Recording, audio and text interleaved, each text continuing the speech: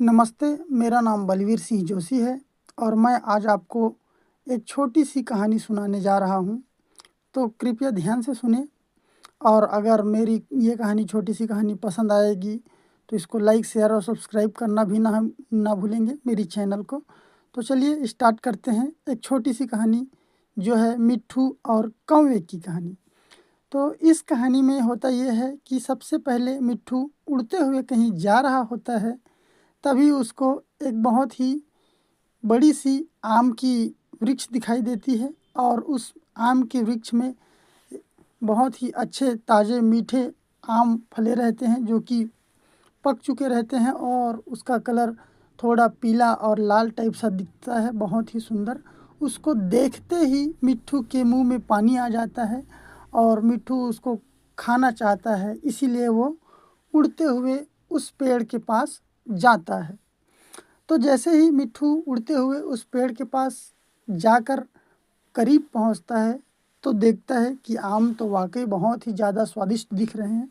और फिर वो और पास जाता है तो उसको उस पेड़ पर एक कौवा दिखाई देता है। जो कौवा उस पेड़ पर बैठा रहता है वो अक्सर उस पेड़ के आम खाया करता था और उस पेड़ पर किसी भी दूसरे पक्षियों को आने नहीं देता था।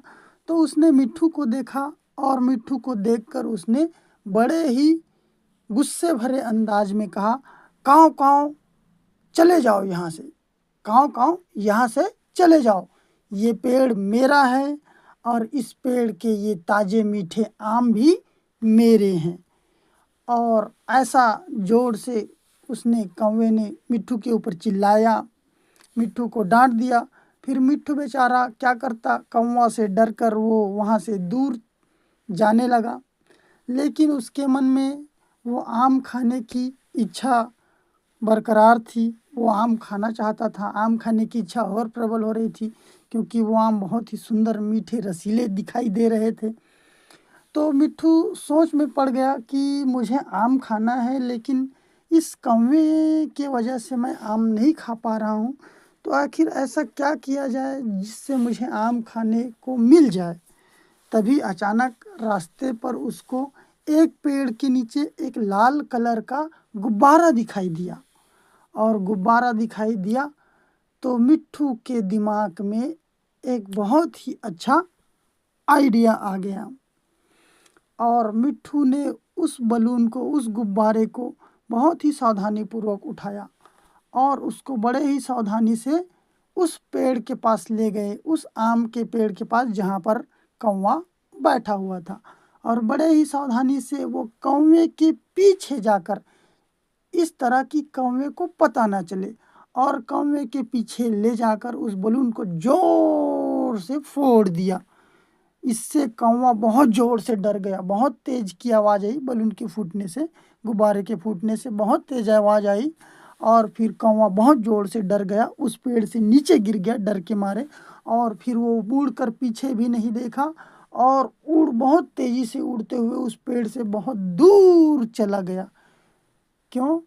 क्योंकि उसको बहुत डर लग गया कि शायद मुझसे भी कोई बड़ा पक्षी इस पेड़ पर आ गया है या बड़ा जानवर इस पेड़ पर आ गया है और वो मुझे मारना चाहता है। ऐसा सोचकर वो वहाँ से दूर चला गया और फिर वापस कभी उस पेड़ पर नहीं आया। और फिर मिट्ठू जो था वो बड़े ही आराम से उस पेड़ पर बैठकर ताज़े मीठे आम फल खाने लगे और बहुत ही खुश होकर सोचने लगे कि वाह, क्या मज़ा चखाया कौवे को, उसने मुझे एक आम खाने नहीं दिया, अब तो ये पूरे आम मेरे हैं।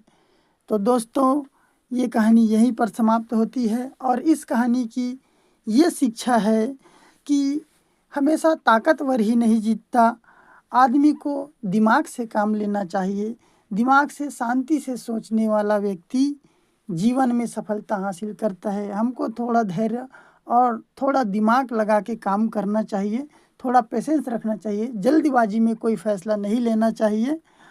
और अगर कोई फ़ैसला हम ले भी लिए हैं तो दिमाग लगा के उसको कैसे सही किया जा सकता है ये सोचना चाहिए। तो हर परेशानी का हल शांत दिमाग से सोचने पर निकल जाता है। ऐसा मुझे लगता है। आपको क्या लगता है कमेंट करके बताएं। मेरे चैनल को लाइक शेयर और सब्सक्राइब करना बिल्कुल ना भूलें। थैंक यू दोस्तों।